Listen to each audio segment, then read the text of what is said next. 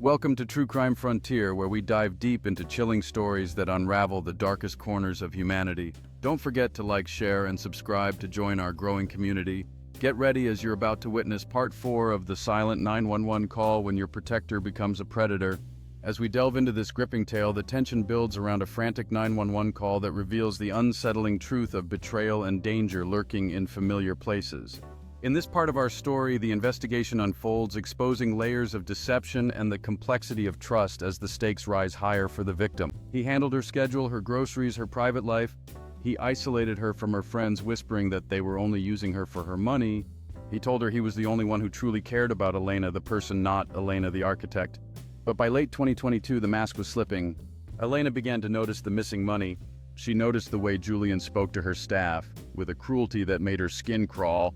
She realized that the man she thought she was saving was actually a man who was slowly drowning her. When she finally handed him the termination papers, she thought she was being fair. She offered him a severance package. She gave him 2 weeks to move out. Julian didn't want the money. He wanted the control. The night of the murder, Julian didn't break in. He didn't have to. He had cloned her key fobs weeks ago. He walked through the front door like he owned the place while Elena was at her computer trying to figure out how to rebuild her life without the shadow of Julian Cross. He didn't scream or he just walked into the kitchen, pulled the 9mm from his waistband and began to fire. 10 shots. One for every month he felt she had belittled him by paying his bills. One for every friend of hers she'd tried to reconnect with. One for the eviction notice sitting on the counter. As Detective Halloway stood in that kitchen hours later, she looked at the shattered glass. The city skyline Elena Vance had designed was still out there, glowing in the dark.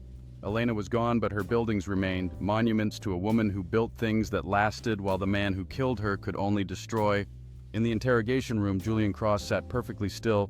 He didn't ask for a lawyer. He didn't cry. He looked at Halloway and smiled a thin, hollow smile. "She forgot who kept her safe," he whispered. "No," Halloway replied, sliding the crime scene photos across the table. "She just finally realized who she needed to be safe from." The trial would eventually end in a life sentence, but for the true crime frontier, the lesson remains: ego is a